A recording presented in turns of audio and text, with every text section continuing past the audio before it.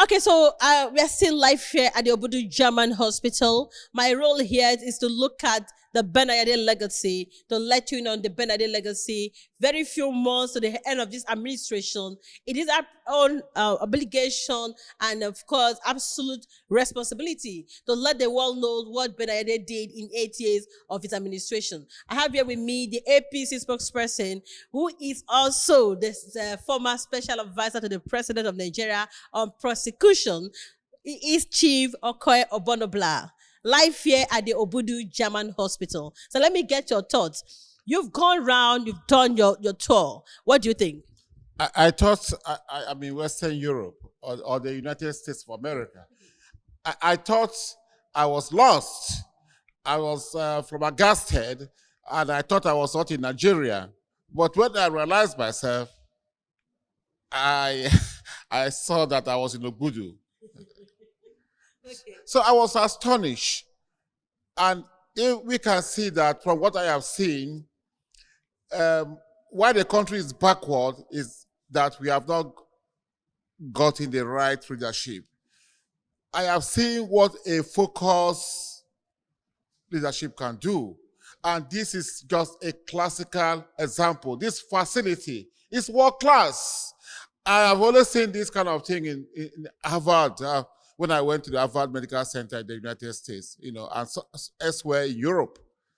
And I can see that this thing was well conceived, was well thought out, and carefully executed. And it can only come from a brilliant mind. Yes. So is that your thoughts, your own personal opinion? Because a lot of people out there are a lot of naysayers who said Ayade has done nothing. Yeah. And so many of them would have thought that maybe he has given you money to say this, or maybe because he's APC. Yeah. Is this your personal opinion? Well, if you know me very well, you know why I left government? Because I was blunt. I was unsparing. I say it as it is. This morning, somebody confronted me with an assertion by Donald Duke, the former governor, saying that Ayade's projects are phantom. What is the meaning of phantom? Except Donald Duke doesn't understand what phantom means. Phantom means a mirage, a dream. But is this a dream? Of course, this is not a dream. This is reality. I'm here. But Donald Duke had something else to say a few months ago. Yeah, so that means there's something wrong with him. There is something wrong with him. I don't believe there's something wrong with him because I used to have a lot of respect for him. He's very eloquent, he's very sophisticated, he's very exposed.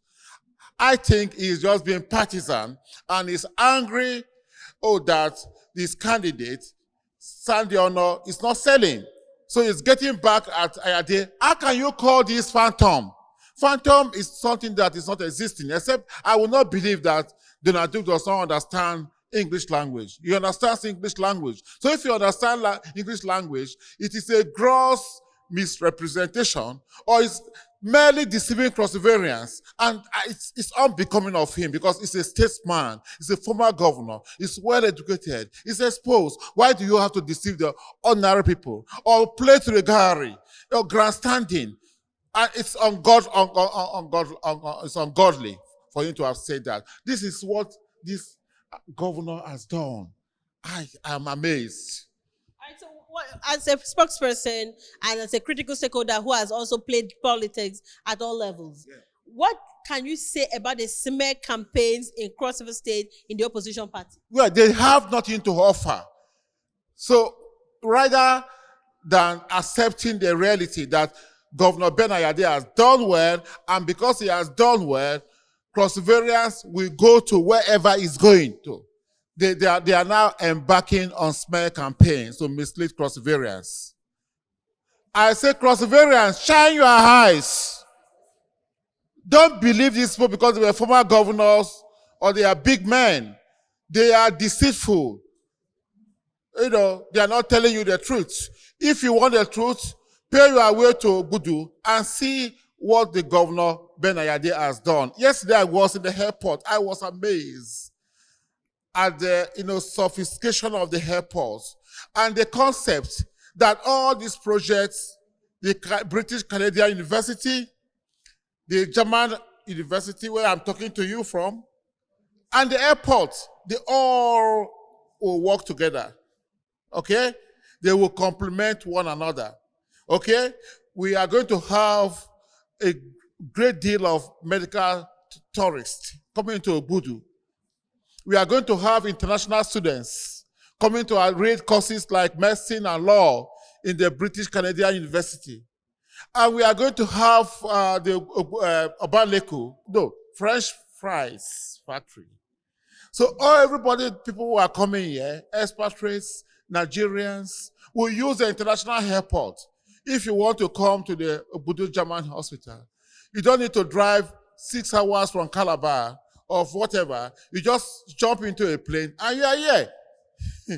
Okay, so this will be the place to go for Nigerians from northern Nigeria, from southern Nigeria, from eastern Nigeria, from western Nigeria, because Obudu is at the center of Nigeria. The proximity to northern Nigeria, the proximity to Cameroon, Gabon, Equatorial Guinea, Central African Republic, and also the proximity to the southeast, the proximity to the south-south, the proximity to southwest.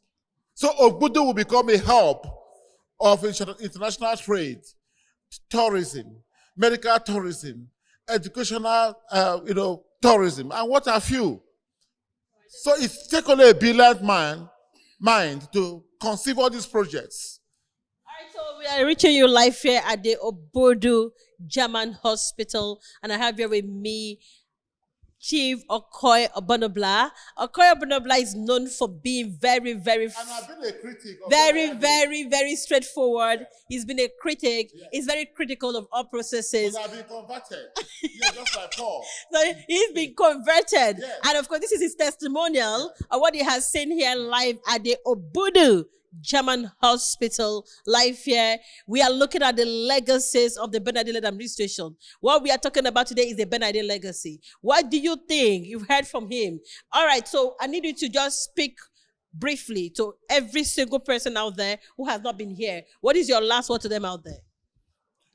That we have gotten a leader in Ben Ayade. And I think the best thing to do is for him to go to the national level. And then the Nigerians can tap from his reservoir of experience, of his reservoir of brilliancy, of putting all these projects together, that if we have that kind of person at the national level, working with the presidents of Nigeria, Nigeria will become an El Dorado in a very, very short time. So it should be at the national level. And I envisage him sitting as a president of Nigerian Senate, working with President Tinubu, and look, I tell you, Nigeria will explode. All right, so Cross River State is a preferred destination. It has been a preferred destination. And we are looking about the investment climate that has been created.